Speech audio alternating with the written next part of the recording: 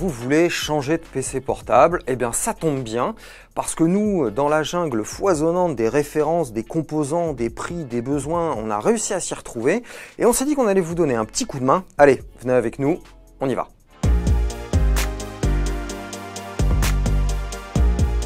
Dans les ultra portables, il y a deux grandes catégories de machines. Il y a les ultra portables classiques, écran, clavier solidaire, et puis on a les hybrides. Alors c'est tout ce qui est PC portable avec l'écran qui pivote autour du clavier, l'écran qui se détache du clavier, etc., etc. Ça, ce sont des machines à écrire, de luxe, pour pouvoir faire de la bureautique, pouvoir regarder des films, pouvoir surfer sur internet, etc., etc. Mais n'espérez pas jouer avec. Sachez que, suivant le modèle que vous allez choisir, l'écran sera entre 13 pouces et 14 pouces. Nous, on vous conseille 13 pouces, c'est un peu la taille standard. Si vous êtes plutôt amateur de Mac, eh bien, à ce moment-là, on est sur du Mac OS X et donc, eh bien, on va être sur du MacBook Air 13 pouces ou du MacBook Pro 13 pouces. Dans le choix des composants, qu'est-ce qu'il faut que je regarde, qu'est-ce qu'il faut que je laisse de côté? Alors on le disait, l'écran, la définition de l'écran c'est bien, Full HD nous on vous le conseille, tactile ou pas, ça c'est à votre goût. On vous conseille toutefois de prendre un Core i3 voire Core i5 maximum chez Intel. Il va falloir aussi veiller à prendre une machine qui a au moins 8 Go de RAM pour être tranquille. Et puis sur ces types d'ordinateurs, généralement on va privilégier le SSD pour des sorties de veille ultra rapides, des exécutions de programmes rapides, même si on fait que des tâches, on va dire basiques.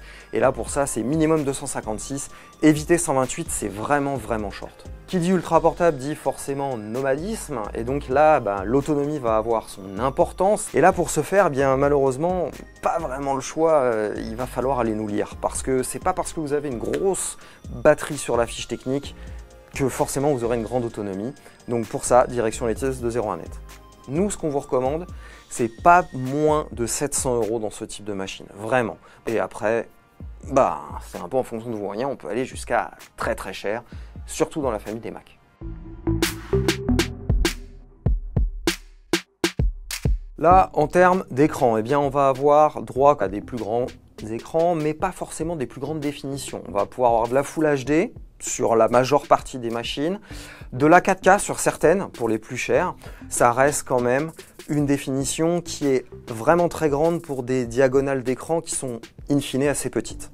Dans la famille des PC portables traditionnels, on va dire, on va avoir deux grandes catégories. La première, c'est la catégorie pour la famille. Et là, minimum, privilégier quand même un petit Core i5, une carte graphique dédiée, histoire que le petit dernier puisse s'amuser sur certains jeux vidéo. Privilégier du stockage sur SSD pour le démarrage, et puis essayer d'avoir une machine qui a un disque dur aussi pour pouvoir faire du stockage, ou à défaut propose un emplacement vide pour pouvoir y insérer un disque dur par la suite. Deuxième catégorie de PC portable, les machines de production. Alors, ce qu'on va entendre par machine de production sont les machines qui vont vous servir à faire de la retouche photo et du montage vidéo principalement, voire du graphisme à grande échelle.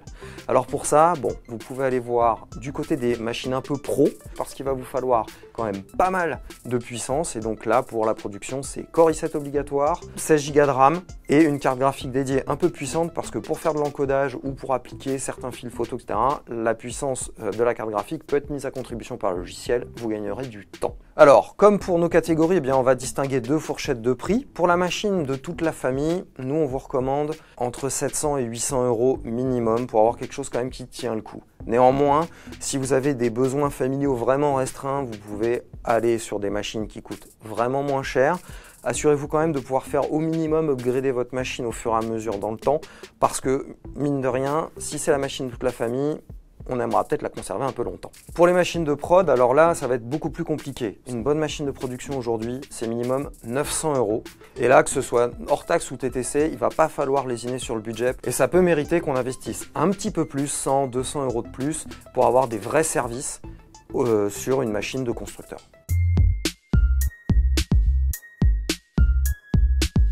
Alors là, les machines de jeu, tout le monde va pouvoir y aller de son petit conseil, tout le monde va pouvoir commenter, il n'y a pas de problème. Aujourd'hui, le standard, c'est du 15 pouces, et puis au-delà, c'est du 17 pouces. Pour les écrans, vous avez le choix dans la dalle. Bon, il va falloir tabler sur du mat. Après, la technologie d'affichage va varier d'un constructeur à l'autre et surtout d'une machine à l'autre. Plus vous mettrez cher, meilleure sera la dalle. Nous, ce qu'on sait, c'est qu'aujourd'hui, pour bien jouer avec les cartes graphiques, on va y venir après, c'est 15 pouces, Full HD, voire QHD+, 1440p, 2560 par 1440. Pour faire une bonne machine de joueur, niveau composants, voilà la recette. Core i5 avec un H à la fin de la référence minimum. Si dans votre machine de jeu, ou en tout cas de jeu, il y a un processeur avec un U à la fin, vous pouvez l'oublier, c'est une puce basse consommation, nous on vous la déconseille. Donc c'est processeur Intel avec un H à la fin ou un AMD Ryzen 5 ou 7. C'est au moins 8 Go de mémoire vive, DDR4 bien entendu. Pour le stockage, SSD obligatoire. Et pour une machine de jeu, c'est 256 Go minimum, 512 recommandé. Si vous avez la possibilité d'avoir un disque dur en plus, c'est bien. Et si jamais dans la fiche technique, on vous dit qu'il y a un emplacement pour un M2 en plus ou un disque dur en plus, c'est encore mieux. Cela veut dire que vous allez pouvoir rajouter du stockage en bout de course. Pour la carte graphique, vous n'allez pas pouvoir la changer, donc autant investir tout de suite sur une bonne carte. Vous voulez jouer en Full HD à Fortnite, Dota, etc. C'est 1050, 1060, 1660, pas plus haut, ça sert à rien. Vous voulez jouer à tous les jeux, alors là, 1070, 1080, et après vous pouvez taper dans les RTX pour vous faire plaisir. RTX 2060, 2070, 2080, là c'est en fonction de votre budget. Sachez toutefois que plus le GPU sera puissant, plus l'addition sera salée. Pour la machine de jeu, un petit élément assez important qui mérite qu'on aille en boutique quand même la voir et l'observer sous toutes les coutures, c'est le clavier. Vous allez y passer du temps et il faut que sous les doigts, ce soit agréable. Alors aujourd'hui, un bon PC gamer, on va en trouver à tous les prix ou presque. Nous, ce qu'on vous recommande, prix plancher 1000 €, 1200 même. Sachez que vous ne pourrez pas faire évoluer le processeur, vous ne pourrez pas faire évoluer la carte graphique. Donc si vous avez l'ambition de jouer à des jeux qui arriveront dans le futur ou vous avez l'ambition de faire durer votre machine, ne lésinez pas, investissez un minimum quand même pour pouvoir avoir quelque chose de plus puissant. Vous n'y perdrez pas au change. Si vous avez repéré une machine qui vous plaît, n'hésitez pas à venir nous lire sur 01net, il y a de fortes chances qu'on l'ait testée. N'hésitez pas aussi à aller la voir en magasin pour vous faire une bonne idée de ce qu'elle vaut, ou en tout cas de ce à quoi elle ressemble, parce que des photos sur internet, c'est pas toujours parlant. Et puis enfin, si vous avez vraiment des questions assez pointues, n'hésitez pas à nous contacter, il n'est pas impossible qu'on vous réponde, soit via mail, soit via les réseaux sociaux.